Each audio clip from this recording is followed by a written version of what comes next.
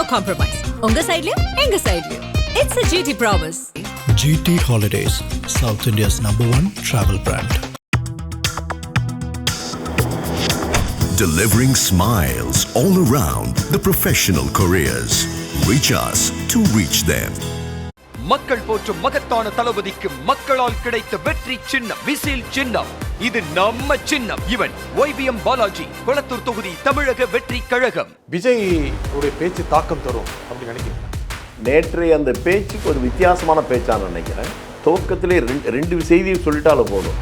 எனக்கு எல்லாவற்றையும் தந்த இந்த தமிழக மக்களுக்கு என்னால் எதையாவது செய்ய முடியுமா என்பதற்காகவே வந்திருக்கிறேன். இந்த தமிழகம்தான் என்னுடைய தாய் வீடு. மக்கள் விஜய் நம்புறாங்க. அதாவது ஆதரவு நிறைய இருக்கு. ஆதரவு நிறைய. இன்னமும் உங்களுக்கு சந்தேகமா? ஆனா காங்கிரஸ் நம்ப மாட்டேங்குது விஜய. யார் நம்புறாங்க நம்பலைங்கிறதுல போலீஸ் துறையே சொல்லுங்கிறேன். அப்புறம் அவர் காத்தா நம்பல, கருப்ப நம்பல, அதெல்லாம் இல்லை. யதார்த்தம். அவருக்கு பின்னால கூட்டம் கூடுது.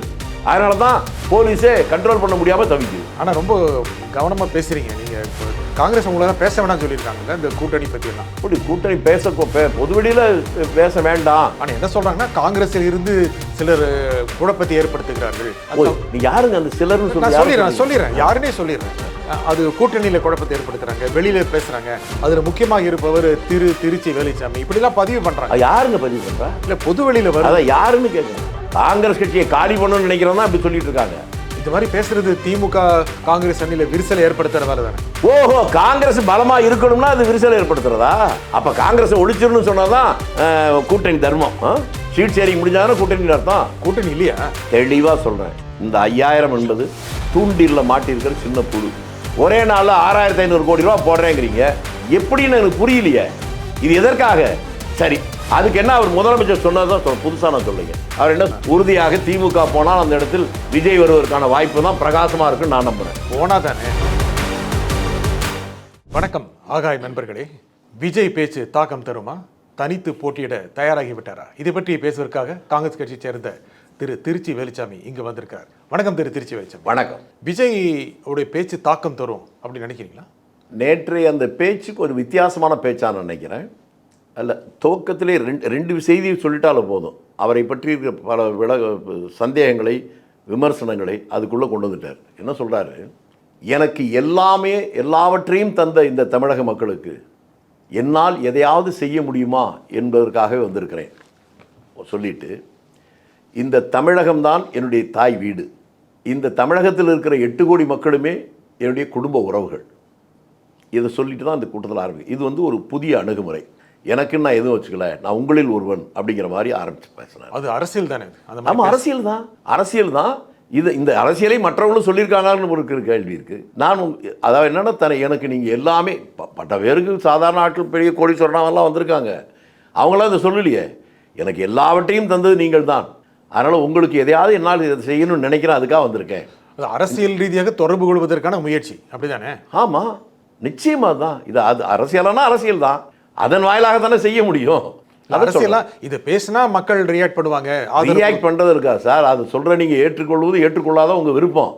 அவர் தான் எதற்காக அரசியலுக்கு வந்தேன் என்று சொல்லுவதே ஒரு நல்ல பாசிட்டிவ் அந்த செய்தியாகத்தான் நான் பார்க்குறேன். சமாதானம் செய்கிறார் அவர்.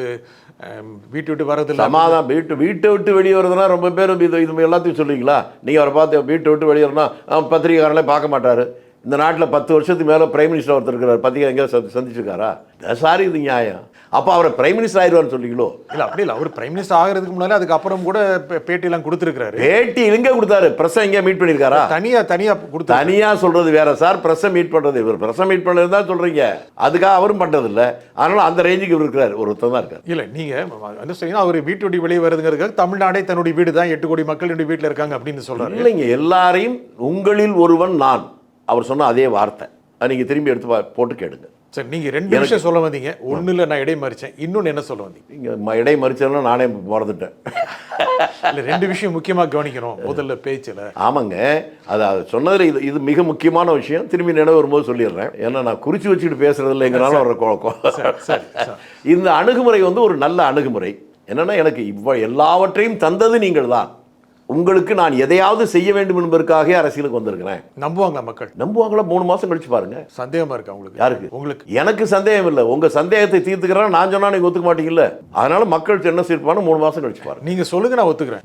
நீங்க ஒத்துக்கவே வேணாங்க. நீங்க சொன்னா ஒத்துக்கிறேன். நான் சொல்றது எல்லாத்தையுமே நீங்க ஒத்துக்கிறீங்க. ஒத்துக்காம தானே கேள்வியா கேட்டுட்டு இருக்கீங்க. இல்ல நீங்க ஏதாவது சொல்லுங்க, நான் ஒத்துக்கிறேன். நான் நீங்க ரொம்ப பேரழகனா இருக்கேன், ஒத்துக்குவீங்களா? இல்ல நான் அதை ஒத்துக்க மாட்டேன். நீங்க அவர் சொன்னதை மக்கள் ஏற்றுக்கொண்டார். அதை மக்கள் ஏற்றுக்கொண்டதனுடைய அடையாளம் தான் அவர் போகிற இடத்தெல்லாம் லட்சக்கணக்கில் மக்கள் கூடுவது. அதை ஏத்துக்கிறாங்க, அதனால தான் போறாங்க. இல்லைன்னா போக மாட்டாங்கல்ல. நீ இப்பதான் சொன்னீங்க 3 மாசம் கழிச்சு தான் பார்க்கணும் அப்படி. உங்களுக்கு புரிஞ்சுக்கிறதுக்கு சொல்றேன். மக்கள்லாம் புரிஞ்சுக்கிட்டாங்க. உங்களை மாதிரி சில பேர் சந்தேகமா பாக்குறீங்கல்ல, உங்களுக்கு அது புரிஞ்சுக்கிறதுக்கு 3 மாசம் கழிச்சு தெரிஞ்சிடும். அது நாங்க புரிஞ்சுக்கிறதுக்கு 3 மாசம் ஆகும். ஆமா, ஆனா நீங்க புரிஞ்சு, நான் தெளிவா புரிஞ்சுக்கிட்டேன். அதாவது மக்கள் நம்புறாங்க. மக்கள் விஜய் நம்புறாங்க. ஆனா தனியா போற மாதிரி ஒரு பாவனை காமிச்சார்ல, யாருமே வரமாட்டாங்க கூட்டணிக்கு. இப்படி எல்லாம் அவர் சொல்லலை. நீங்களா கற்பனையில் ஏதோ சொல்லுங்க. அவர் துவக்கத்தில் சொன்னதை மறக்கவே இல்லை. தனியாகவே மெஜாரிட்டி பெறுகிற அளவுக்கு நான் வெற்றி பெற்றால் கூட என்னோடு கூட்டணிக்கு வந்தால் அவர்களுக்கும் அமைச்சரவையில் இடம் கொடுப்பேன் அப்படிங்கிறது துவக்கத்தில் சொன்னார். இன்று வரை இந்த கருத்து இருந்து அவர் மாறல. அதான் சொன்னார். அந்த நேற்று கூட்டத்தில் கூட விக்ரமாண்டியில் தான் போட்ட அரசியல் பாம் அது எல்லா கட்சியிலையும் வெடிச்சிட்டு இருக்கு அப்படின்னு சொன்னாரு. ஆனா அவர் கட்சியில வெடிக்கலையே. அவருக்கு எதுக்கு வெடிக்கணுங்கிறீங்களா? இல்ல யாரும் வரலையேங்கிறேன். வர்றாங்க, பொறுத்திருந்து பாருங்க சார். பல பேர் வந்திருக்காங்க பல கட்சிகளுக்கு, அது ஒன்றும் போனி ஆகலை. நீங்கள் வரலன்னு சொன்னாலும் இவர் கட்சி ஏங்க, இது ஒன்றும் தமிழ்நாடு வரலாறுல. ஒரு கூட்டத்துக்கு போலீஸே என்னால் பாதுகாப்பு கொடுக்க முடியாது, அது என்ன கியூஆர் கார்டா அதெல்லாம் இருக்கிறவங்க தான் விடணும் அப்படி ஏதாவது பண்ணியிருக்காங்களா? அப்போ அவ்வளவு கூட்டம் வருதுன்னு தானே அர்த்தம். ரெஸ்ட்ரிக்ட் பண்ண வேண்டிய அளவு கூட்டம் வருது. அதுலேருந்து புத்திசாலியெல்லாம் புரிஞ்சுட்டு இருக்காங்க. நீங்கள் புத்திசாலின்னு தான் நான் நினைக்கிறேன். அப்புறம் நீங்கள் தான் முடிவு பண்ணி. இல்லை நீங்கள் சொல்லுங்க, நான் கேட்க. அதாங்க மக்கள் வர்றாங்கன்னு சொல்லிட்டேனேங்க. மற்றவங்களுக்கெல்லாம் காசு கொடுத்தாவே வரமாட்டேங்கிறாங்க. காசே கொடுக்காம வர்றாங்க. போலீஸ் கட்டுப்படுத்த முடியல. அந்த அளவுக்கு இருக்குன்னா தேர்தல் முடிவை முன்னாலே வந்துருச்சோ அப்படின்னு பார்க்குற அளவுக்கு இருக்கு. அதாவது ஆதரவு நிறைய இருக்கு. ஆதரவு நிறைய. இன்னமும் உங்களுக்கு சந்தேகமா? இல்ல நான் சொல்ல வந்துடுறேன். ஆதரவு நிறைய இருக்குன்னு நீங்க சொல்றீங்க. நீங்க ஏத்துக்கல. இல்ல நீங்க சொல்றீங்க. நீங்க ஏத்துக்கல. நீங்க என்ன சொன்னா ஏத்துக்கிறேன். அப்ப ரைட். அது நீங்க சொல்றீங்க. அததான் சொல்லிட்டேனேங்க. மக்களுக்காக பதிவு. நான் தான் சொல்லிட்டேன். அவருக்கு தமிழ்நாட்டு வரலாறுலேயே ஒருவர் வருகிற போது கூட்டம் கண்மூடித்தனமா வருது, எங்களால் கட்டுப்படுத்த முடியலன்னு போலீஸ் சொல்றது இப்பதான் முதல் முறை. சரியா? ஆக விஜய்க்கு பிரம்மாண்டமான ஆதரவு இருக்கு. நான் சொன்னா கூட நீங்க நம்ப வேணாம். தமிழ்நாடு காவல்துறையே சொல்லுதுன்னு அர்த்தம். ஆனா காங்கிரஸ் நம்ப மாட்டேங்குது விஜய. யார் நம்புறாங்க நம்பலைங்கிறதுல போலீஸ் துறையே சொல்லுதுங்கிறேன். அப்புறம் அவர் காத்தா நம்பல, கருப்ப நம்பல, அதெல்லாம் இல்லை. யதார்த்தம். அவருக்கு பின்னால கூட்டம் கூடுது. அதனால தான் போலீஸே கண்ட்ரோல் பண்ண முடியாம தவிக்குது. நீங்கள் சார்ந்து இருக்கிற காங்கிரஸ் கட்சியை சார் நாங்க தான் இப்ப நாங்க சொல்லிட்டீங்கல்ல, நான் தான் ஒத்துக்கிறேன். அப்புறம் என்ன ஒத்துக்கலங்கிறீங்க? இல்ல காங்கிரஸ் தலைமையை ஒத்துக்கல. இன்னும் அவர்கிட்ட தனியா போய் நீங்க ஏதோ பேசுறீங்க எனக்கு தெரியாதுங்க. இல்ல பொதுவில் நான் ஒத்துக்கலன்னு யாரும் சொல்லல. இல்ல காங்கிரஸ் இன்னும் கூட்டணிக்கான தயாரிப்பு. ஏங்க அது வேற சார், கூட்டணிங்கிறது வேற. நீங்க ரெண்டு சம்பந்தம்லாம் லிங்க் கொடுக்குறீங்க. இல்லையே, நான் சம்மந்தத்தோட தான் லிங்க் கொடுக்குறேன். சம்மந்தம் வந்துருச்சா? சரி. காங்கிரஸ் இது வரைக்கும் திமுக பொறுத்திருந்து பாருங்க சார். ஏன் சார் அவசரப்படுறீங்க? விதை விதைச்சா நெல்லு கூட 3 மாசம் கழிச்சானங்க அறுவடைக்கு வரும். முதல்ல நெல்லை போட்ட உடனே பயிர் வர்றதுக்குள்ள உடனே கருவாடு எடுத்துட்டு போற மாதிரி போறீங்களா? நீங்க 6 மாசம் இதுதான் சார் சொல்றீங்க. அது 6 மாசமா சொல்லல. எப்ப சொன்னாலும் சரி. தேர்தல் இன்னும் அறிவிப்பு வந்திருக்கா? வழி இல்ல. இன்னும் அதுக்குள்ள நீங்க கஷ்டப்படுறீங்க. 10 நாள்ல வந்துரும். 10 நாள்ல வந்துரும்ல. 10 நாள்ல இந்த அறிவிப்பு வந்துரும். காங்கிரஸ் போயிருங்க. எங்க போயிருங்க? வந்துரும் சொல்லுங்க. அப்பதானே கரெக்ட். போயிரும்னாக்க நீங்க தாவேக்காவுக்கு எதிரின்னு அர்த்தம். வந்துரும் சொன்னா ஆதரவுன்னு அர்த்தம். எந்த வார்த்தையை போடுறீங்க? தாவேக்காவுக்கு வந்துருமா? ரைட். அப்ப நீங்க தாவேக்கா ஆதரவாளர். நீங்களும் தாவேக்கா ஆதரவாளர் தான். உங்க ஆதரவாளர்கள் நானு.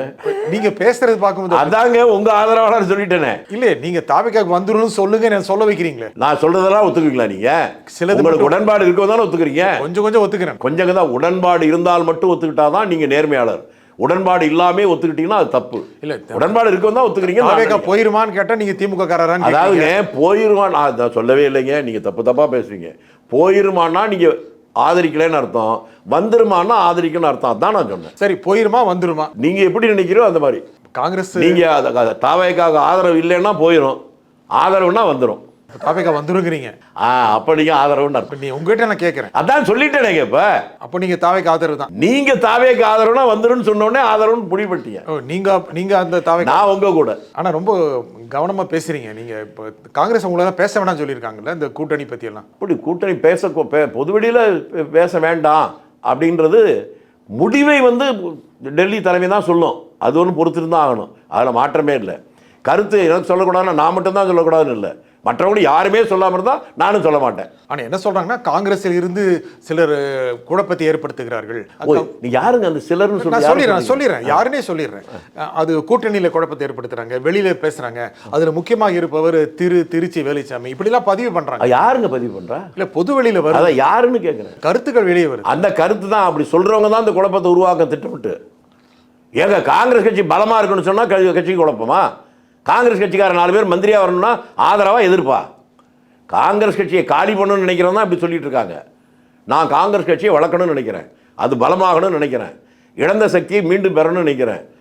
இந்த மாதிரி பேசுறது திமுக காங்கிரஸ் அணியில விரிசலை ஏற்படுத்துற வேலை தானே. ஓஹோ, காங்கிரஸ் பலமா இருக்கணும்னா அது விரிசலை ஏற்படுத்துறதா? இப்பதாங்க புரியுது.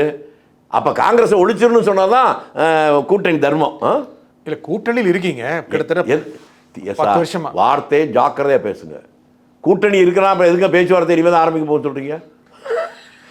கூட்டணி இருந்தாலும் போனாலும் இனிமேதான் பேச்சுவார்த்தை ஆரம்பம்னு சொல்லிட்டாங்கல்ல. ஆமா, 2 தலைமையும் சொல்லிச்சுங்க. நீங்க எங்க நடுவில் குழப்பத்தை உருவாக்குறீங்க? அதாவது கூட்டணி இல்லைங்கிறீங்க. இந்த நிமிடம் வரை இல்லைன்னு தானே அர்த்தம். இனிமே தானே ஆரம்பிக்க போறேன்னு சொல்றாங்க. தொகுதி உடன்பாடு பத்தி பேச போறாங்க. அதை தாங்க அப்பதாங்க கூட்டணி. எப்ப ஷீட் ஷேரிங் முடிஞ்சாதானே கூட்டணி அர்த்தம். கூட்டணி இல்லையா?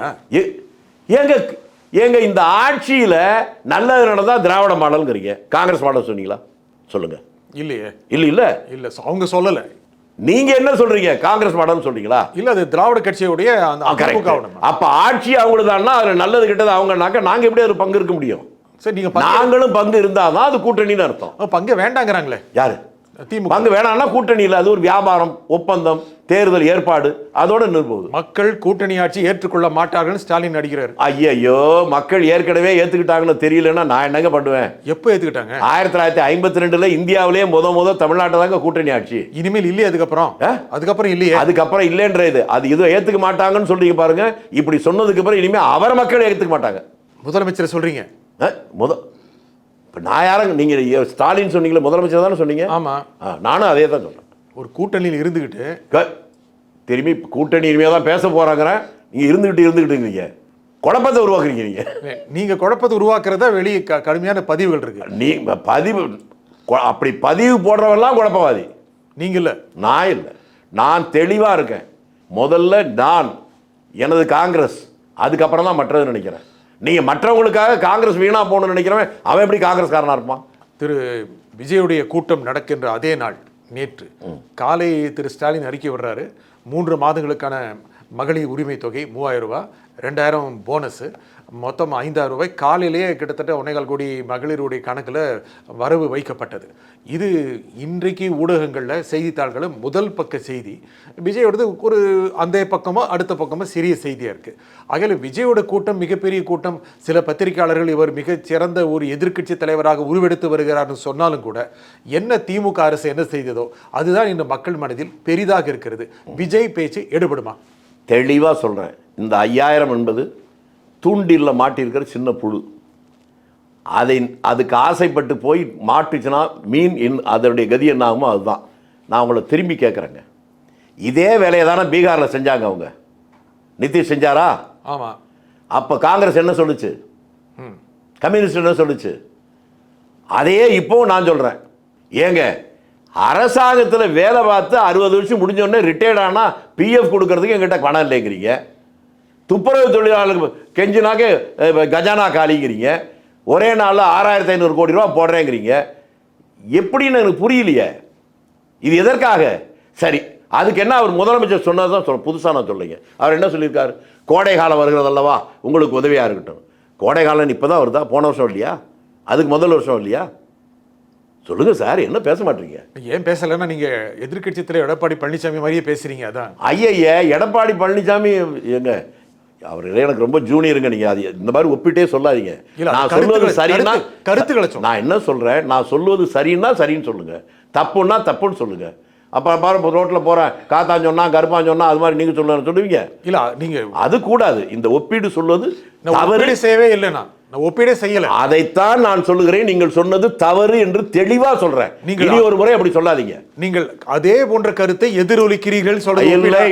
நீங்க என்ன சொல்லணும்? உங்க கருத்தை தான் அவர் எதிர்க்க சொன்னீங்கன்னா தான் நீங்க நல்ல. சரி, உங்கள் கருத்தை அவர் எதிரொலிக்கிறாரே என்ன சொல்லுங்க.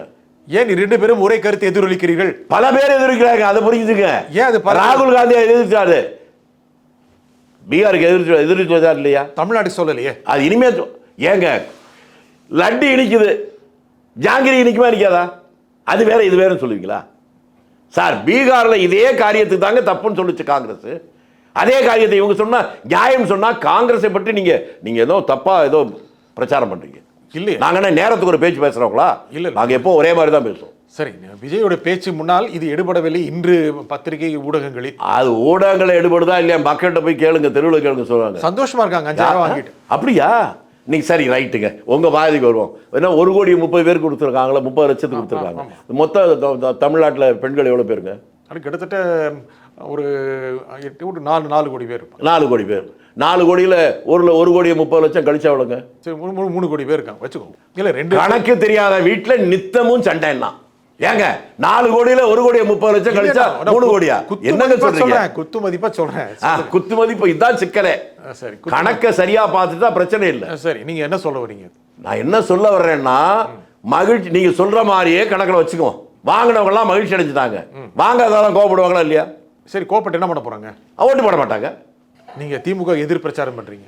ஏங்க கொடுத்தவங்க காசு வாங்கினவங்க ஓட்டு போடுவாங்க நீங்க சொல்றீங்க, வாங்காதவங்க ஓட்டு போட மாட்டாங்க நான் சொல்றேன். ரெண்டும் ஒன்று தானங்க. அப்புறம் நான் எங்க ஆதரவு? அப்ப நீங்களும் திமுக எதுக்குறீங்க. கரெக்ட். இந்த நிகழ்ச்சியில் கலந்து கொண்டு உங்களுக்கு கருத்துக்களை குறிப்பாக திருச்சி வேலைச்சாமி மிக்க நன்றி. நன்றி, வணக்கம். மீண்டும் ஒரு நிகழ்ச்சி சந்திப்போம். நன்றி, வணக்கம். No compromise. உங்க சைடுலயும் எங்க சைடுலயும். It's a GT promise. GT Holidays, South India's #1 travel brand. Delivering smiles all around the professional careers. Reach us to reach them. மக்கள் போற்றும் மகத்தான தளபதிக்கு மக்களால் கிடைத்த வெற்றி சின்னம் விசில் சின்னம். இது நம்ம சின்னம். இவன் YBM பாலாஜி, கொளத்தூர் தொகுதி தமிழக வெற்றி கழகம்.